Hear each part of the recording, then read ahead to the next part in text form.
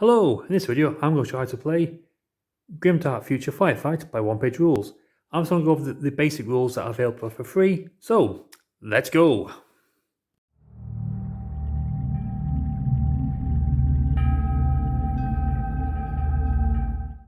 The first thing you'll need is a 4 foot by 4 foot area.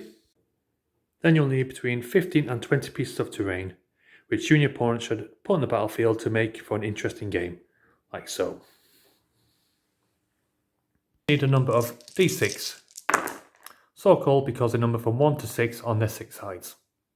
Then you'll need a tape measure that measures in inches. You'll need 5 objective markers, and to have an assortment of tokens for various things within the game as well. Here I have these for wounds, activations, and for units that are panicking. The game recommends each player have a 250 point force to begin with. Here we have my Battle Brother 250 point force, and here we have my 250 point Alien Hive force. Some units have more than one model. In this case, they must all remain within 2 inches of one other model from that unit, and cannot be further apart than 6 inches from the whole unit. Quality test. Roll 1 6-sided die, and if you score the unit's quality value or higher, it is a success. So in this case, the grunts have a quality of 5+, so this is a hit, and these two are failures for their shooting attack. Regardless of modifiers, natural rolls of a 1 are a failure, and natural rolls of a 6 are a success. The standard mission uses D3+2 objectives that gives you either 3, 4, or 5 objectives. At the end of each round, if a unit is within 3 inches of objective marker and an enemy unit is further away than 3 inches, you control that objective marker. Even if the unit moves away from that objective, it still retains control of that objective. If at the end of a round, both players have a unit within 3 inches of an objective, it is contested and no players control that objective. Units that are stunned cannot contest or control objectives, so in this instance, the Alien Hive's player now controls this objective. The basic mission is played over 4 rounds. At the end of the 4 rounds, the player with the most objective wins. Both players roll off. The winner chooses to set up the first objective marker. Objective markers have to be further than 9 inches away from each other. They also have to be deployed outside the 12-inch deployment zone. So in this example, the 4 objective markers have all been placed further than 9 inches away from each other and outside of the 12-inch deployment zone. So this gives you this sort of battlefield. Both players roll for deployment, with the winner choosing which of the 2 long edges of the board to choose as their deployment zone. Starting with the player who won the roll-off, players deploy units alternating within 12 inches of their deployment zone. For example, this one would go here first, then this unit will deploy. Once both players have finished alternating the deployment, this is what the battlefield may look like. The player who set up first activates first. Players alternate activating units. Each new round is started by the player who finished activating first in the previous round. So in this case, it would be the Battle Brothers. When a unit activates, it chooses one of the 4 actions: hold, advance, rush, or charge. If unit holds, it may not move, but it can shoot. If unit advances, it moves 6 inches.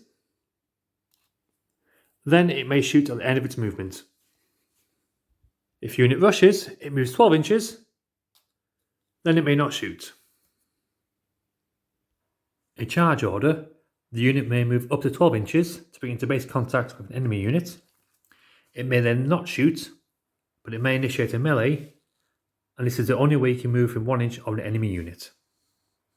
A charging unit must make it into base contact.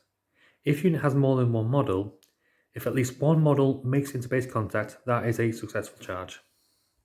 Models in range and line of sight may fire all weapons at a single unit or split their attacks evenly among all enemy units within 3 inches of a single model. Target picks how. Shooting models take 1 quality test per attack, and each success is a hit. For each hit, defending models roll 1 die trying to score their defense value or higher, and each fail causes 1 wound. Splitting shooting attacks. So this flamethrower has an attack of 6. So if I choose this model here as a target, I can split my attacks amongst these models within 3 inches. So that would be these 4 models here, but sadly not these 2 here.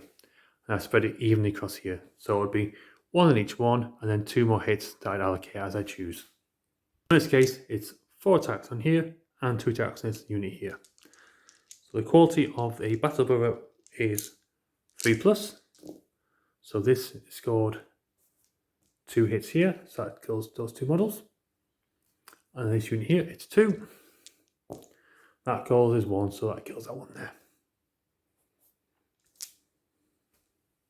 Melee. Charging models must move into base contact with targets or as close as possible. And then defenders must do the same by moving up to 3 inches.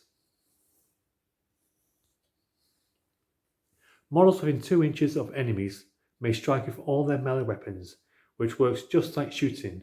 They may split attacks. Then the defending unit may choose to strike back. However, after attacking in melee for the first time, units only hit on unmodified hits of 6 in any subsequent melee until the end of that round. If one of the 2 units is destroyed, the other may move to 3 inches, else the charging unit must move back 1 inch. So in this example, this battle brother charges in, these grunts have to then engage. If this battle brother would then kill 2 of the models, like so, that leaves just 1 left. If this grunt chooses to attack back, it is then activated for melee. So this mod charged in, this now would need a 6 to hit this battle brother in subsequent turns. If however it chose not to attack this battle brother, it could attack this battle brother at its full strength, needing a 6 if it survives his attacks. Wounds. Whenever a model takes 1 or more wounds, place a wound marker next to it for each wound. Then roll 1 die and add the results together. On a 2 to 5, the model is stunned. On a 6+, it is knocked out. Knocked out, it is removed from play. Stunned, the model is stunned until the end of its next activation. Place it on its side to show this. Stun models fail morale tests automatically and must stay idle. If a stunned model takes any hits from shooting or is charged again, then it is knocked out. Groups and multiple models. Whenever a group of models take wounds, you remove a model for each wound taken until you're left with just 1. That last one will accumulate wound markers as normal and roll each time to see what happens. So in this case, that would be 7, so that model is knocked out. Terrain. Cover terrain. Units that shoot at enemies with most models in or behind cover get -1 to shooting. Difficult terrain. Units moving through difficult terrain can't move more than 6 inches at a time. Dangerous terrain. Models moving across dangerous terrain or that activate in it must roll 1 die or as many as their tough value, and for each roll of a 1, take 1 wound.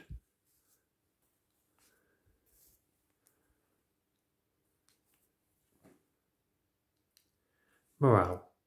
Route tests.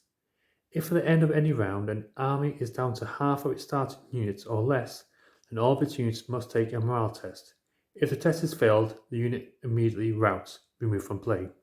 To take a morale test, you simply take a quality test. Okay, so this has been a how to play of Grimdark Future Firefight. I've just gone over the core basic rules that are available free online. If you like the game, there is the full rules to buy, which you can get online from the Patreon, or you can buy the full rulebook. I think it's 30 pages in here. Oh no, it's more than 30 pages. Sorry, there is 32 pages. It covers many other aspects of the game that have been added onto it to add a lot more variety. Like there's battlefield conditions, side missions, there's rules for terrain placement, and it goes over the specials a bit more in depth. And there's like things like fog of war, command points. So yeah, you get the idea. There's a lot more into this game. So I hope you enjoyed this video. If so, leave a comment below, and I'll catch you later.